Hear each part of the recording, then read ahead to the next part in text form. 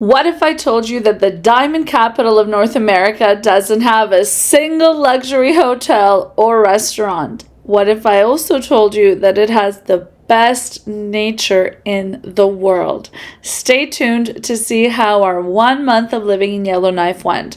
Starting off with staying at the Nova Inn. The top rated hotels in town were three-star hotels. This was the only one that allowed for a stay as long term as ours, so it's where we stayed. Now let's talk about the restaurants.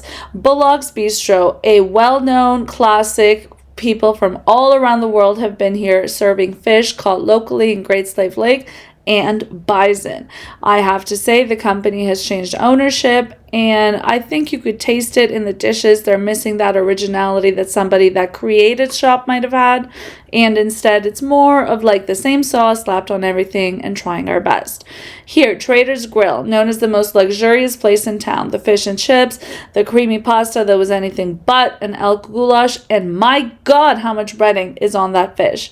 I also went back here. I filmed a video here just for dinner if some of you have seen that one.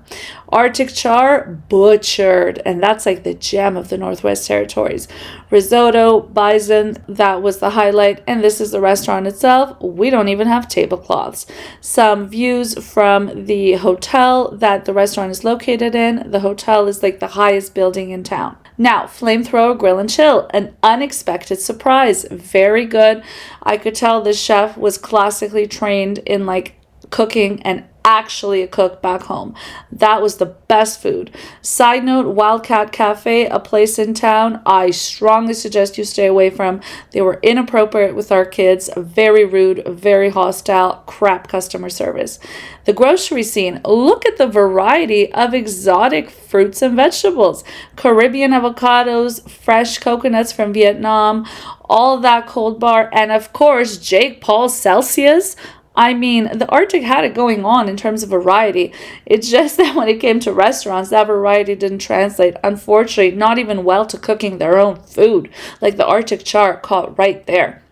These are some of the houses in the most luxurious neighborhood in Yellowknife. I mean, these are luxury homes through and through. I don't know what part of the world you're watching from, but they're new, they're big, they are luxuriously finished. However, what you're not seeing is the fist-sized bugs that surround those homes in the summertime. Hello. Now, fishing port. So again, Great Slave Lake. Honestly, I saw fishermen catching fish in this lake bigger than any fish I've ever seen caught in the ocean. What was luxurious about the town? What they had done well, a lot of recreational fun opportunities for free. This rec center where you could play sports, you could literally use the workout equipment and exercise, free playground for the kids. You could walk and run on the track all for free. Great idea. Right next to it, another rec center. This one for the gymnastics. This one was an admission of $10 per person, but there were other free activities in this building. It's just that this was like the most fun one. And there were other aquatic centers, a lot of big exercise health complexes in town. Great, even from a public policy perspective. Better keep people in your own space and exercising in the winter than have them be up to trouble on the outside. Heritage Center, also free. Shout out to Yellowknife, having the oldest rock in the world having been found there. Shout out again to the mining industry. Some taxidermy here. I mean, despite whether you're into the animal situation here or not, these are beautiful creatures nonetheless, highly culturally significant creatures, and I consider it a privilege that I get to see these things.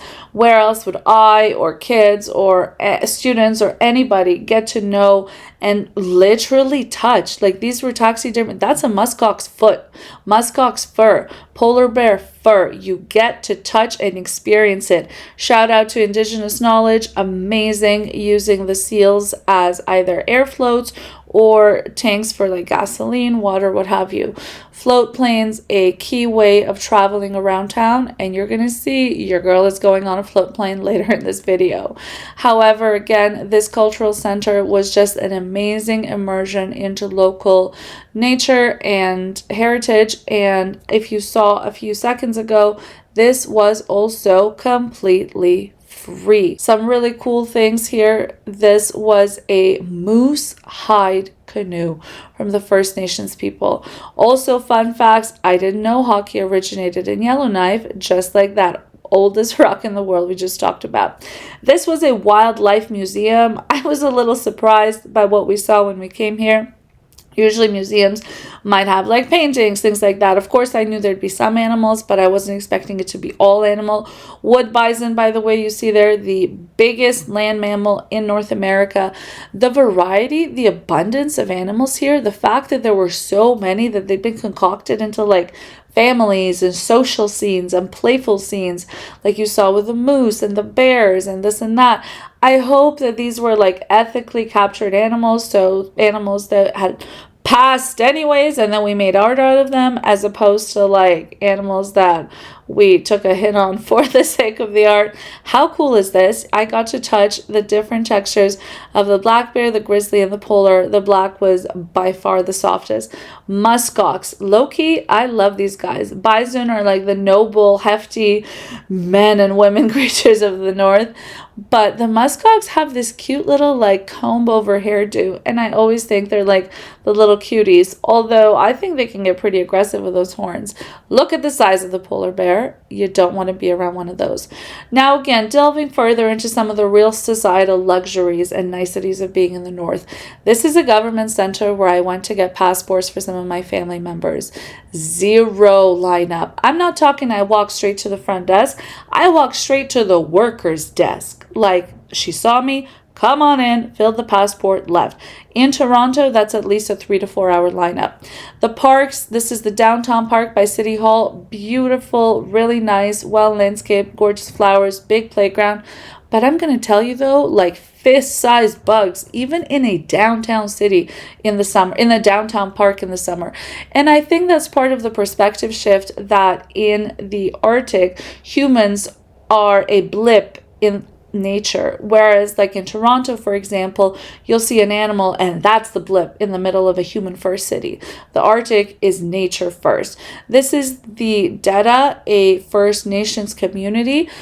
In the winter, so the Great Slave Lake ice is over and people are able to go from Yellowknife and Deda back and forth from driving on the icy lake. These are some shots of nature where you saw those pink roses leading up to like a rocky trail. That was the opening to like a park. Like there's no actual trails. Great Slave Lake again, got to dip our feet in that water.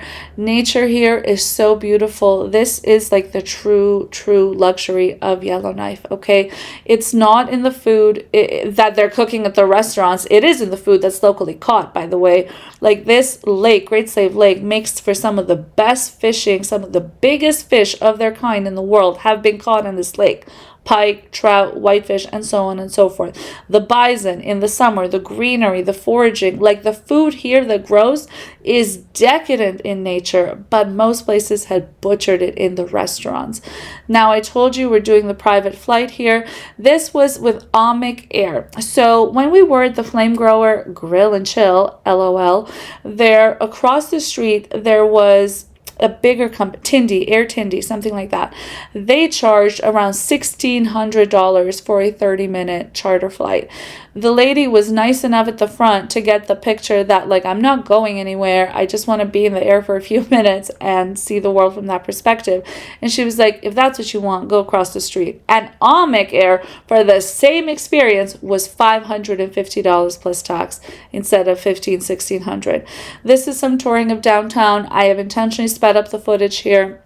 Nova Inn was downtown, so this footage was literally like easy as can be, us leaving the hotel. You see the stores, you see the grocers, you see the government offices, there's a big school there, there's some condo buildings, all of it built on rock. That is so amazing to me. I did not know Yellowknife was like a city built on rock. There's other cities that are rocky in Canada. One of them comes to mind is like on Vancouver Island. Like there's a lot of rock there that houses and homes have been built on. But I didn't know that about Yellowknife. I feel like Yellowknife, so much of it actually is stuff we don't know. It's not a big population. It's about 20,000 as opposed to like the Victoria Greater Area on Vancouver Island's like 1 million plus people. Although that is my favorite place in Canada, by the way. Lots of luxuries there. Lots of conventional luxuries. But again, Yellowknife was a place of wonders. Even things like, how ignorant does it sound that living in Canada for like 20, 25 years, I didn't even know that like the Arctic had trees. Like they don't show us this stuff. When they show the Arctic, they show a polar bear and some like brutal wind and snowstorm. In the back here of all these houses, you'll see what was a amazing expectation defying hospital. I am so happy to see that healthcare situation exists there.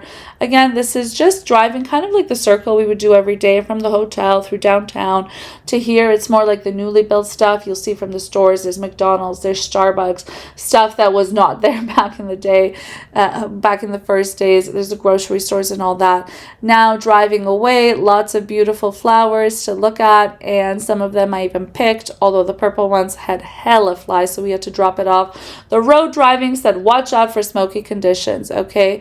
And very quickly, and I have to give you a warning because this has happened like every July for the last few Julys in the territories, we started to drive among fire. Both sides of the highway lined up with fire. I will leave off the video with a picture taken at 12:58 a.m. and the whole city is like all the lights are turned on.